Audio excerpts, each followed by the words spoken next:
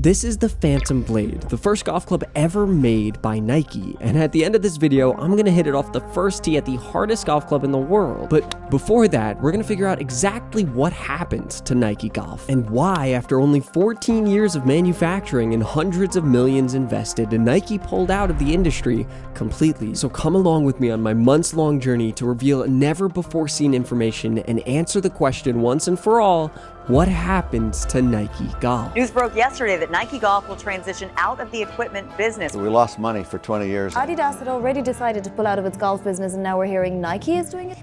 So on my journey to get to the bottom of this, I became kind of obsessed with Nike golf clubs and picked up a mess of them because I think they're pretty cool. But the truth is, Nike golf clubs weren't always looked at in that way. When Nike first dropped clubs in 2002, they were blades, and they were decent because of that, because they are clubs you can't really do wrong. They've been the same clubs for decades before that, and today Tiger Woods still plays pretty much the exact same club he did 22 years later for TaylorMade. However, the woods were really bad, and pro players knew that. In 2003, Phil Mickelson actually got into hot water because of it. During an interview, he was asked about his rivalry with Tiger when he answered, "He hates that I can fly it past him now. He has a faster swing speed than I do, but he has inferior equipment. Tiger's the only player who's good enough to overcome the equipment he's stuck with." Now, if I were a Nike director at the time, I would have been very upset, but even coming from the ever-vocal Phil Mickelson, he was onto something, and the stats back it up. Between 2002 and 2003, the average driving distance on the PGA Tour jumped from 279 to 286 yards. In that same time, Tiger Woods switched from the Titleist clubs he was playing to Nike clubs, and his driving distance did increase to just under 300 yards, but he fell from 6th overall in distance to 11th,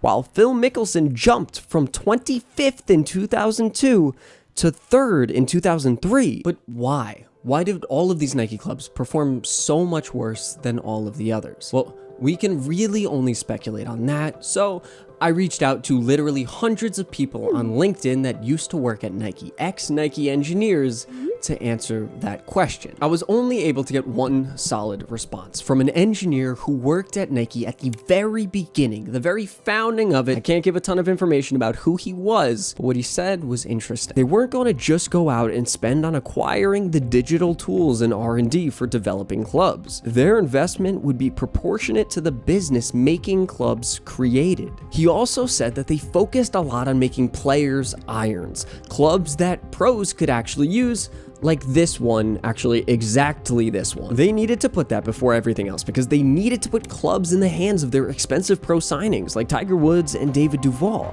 In 1996, Nike signed Tiger Woods to a 5-year contract worth around $40 million, around $80 million in today's money, but didn't have clubs for him to play for 6 years. And so they got back into the golf market again after a few years of making some shoes and everything for the first time with the most marketable asset in golfing history, but they didn't have golf clubs to sell. So of course it makes sense. The next thing they're gonna try to do is make golf clubs, or else it would be a major market loss to pay this guy all this money and not try to capitalize on all aspects of his game. So in comes golf clubs. They did that for basketball with their shoes, they did it for soccer with their cleats, and now they're doing it for golf with clubs. But because of my sources' indication that they didn't jump right into the market, spend a ton of money on the research and development in clubs, in fact actually making some pretty bad clubs for a while because of it, that shines a little bit more light to me around this theory that I've been seeing float around a lot online. And it's that Nike ever only got into making clubs because they wanted to bring attention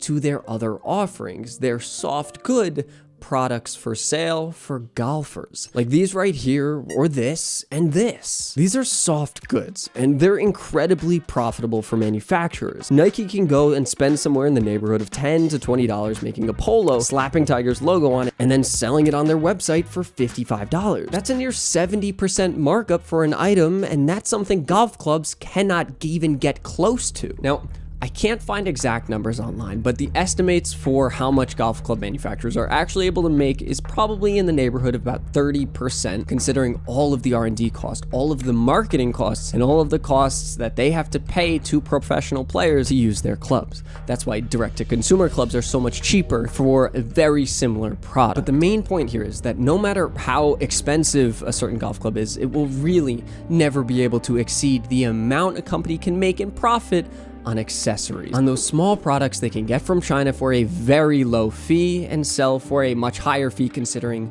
it's the golf market and everything has to be expensive. And those low profits can be exacerbated when the sales numbers aren't good, which will come when clubs aren't very good, like those first set of Nikes were. But that's not to say that they didn't get good, because Nike clubs got really good so that even ones like this one are still in play today by the likes of Koepka and Finau. Some were so good even that they made the rankings for Rick Shields in 2015, the main metric of success for golf brands today. But it was between 2002 and 2016 where Nike lost something with their golf plans. See, originally, according to my source, the original plan of Nike Golf was to go in slowly. All of their club building would be commensurate with the profits they made. But clearly that changed, because profits would never come for Nike Golf, and yet golf club manufacturing increased exponentially. All of the most exciting golfers of that decade were more or less always snatched up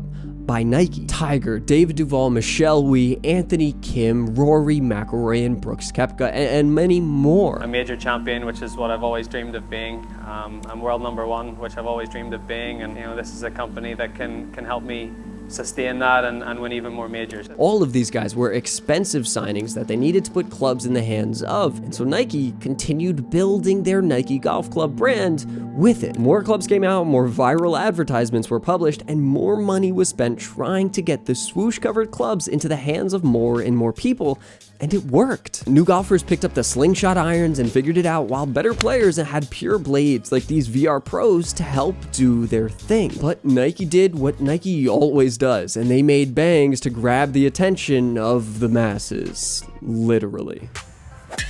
That's the beauty of Nike. We're the leader in innovation, and it goes to show you how good Nike Golf really is now. This is the Sasquatch Sumo 2 driver, released in 2007. It was possibly the loudest golf club ever made, and easily one of the most iconic clubs ever made as well. And with all of the yellow surrounding the swoosh on the bottom, it made Nike's clubs probably the market leader in public awareness. But that doesn't mean they were market leaders when it came to the creation or sale of clubs. Because I think there's a key misunderstanding that developed inside of Nike here that made the further investment into golf clubs, into more advertisements, into new marketing materials, not the smartest way to go about doing it. Golf historically was the gentleman's game. First, only played by the few rich people that could afford to do it. Then they frowned upon the pros that had to get paid to do it, and even to a point where a young Tiger Woods was frowned upon for being too enthusiastic with a win. It's a sport where reputation has, or at least had, an incredible stranglehold on the masses and the things that sell well. And so when this flashy new company comes flashing their way onto the market, well, unless they're able to make incredibly great products all the time, well, they might never be fully accepted as professional, as a pure golfing brand. And that's part of what happened to Nike. From what I've heard from juniors coming up during that era, there was always a certain stigma around using Nike clubs. You were either a Tiger fanboy or you didn't really take golf seriously, because it didn't seem like Nike took it seriously all the time either. That, combined with a memory of the words from Phil Mickelson on their old woods and all the criticism that came early on and from some of their poor clubs going forward, well, that created a certain reputation for Nike that they showed no real effort in changing. Again, that doesn't mean they didn't make good clubs. In fact, their woods got so good, they were just as good as any other driver on the market, but their looks were always very flashy, and that, for many, likely detracted from the club's overall marketability, even though the club could have had great performance for them on the course. Which I think leads us to the final straw, the final issue here, and that's they weren't experiencing experienced in making golf clubs at all. It was about as far from what they were good at as possible, and they had already failed at something similar just a few years before leaving golf, making baseball bats. In 2011, Nike abruptly stopped making metal bats, pulling their products from colleges all over the United States after the schools using their bats hit 20% less home runs and had 44% less in slugging percentage on average than those schools that weren't using Nike bats. So after only a few years of making baseball bats, their teams were suffering tremendously, and so they pulled out, but they couldn't do the same thing as quickly with Nike clubs because they had so much invested not only in the clubs but in the market as well that hinged on the main equipment being used, the golf clubs. There was more of a sunk cost fallacy with Nike's golf club market that kept them from wanting to pull out and kept them trying to figure it out year after year over and over again. But the truth is they were hemorrhaging money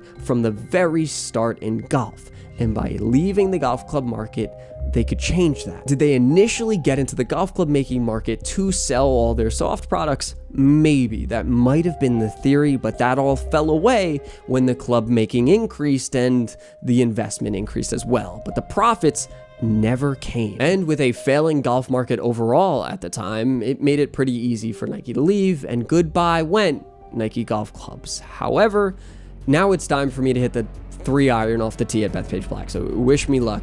This will be interesting.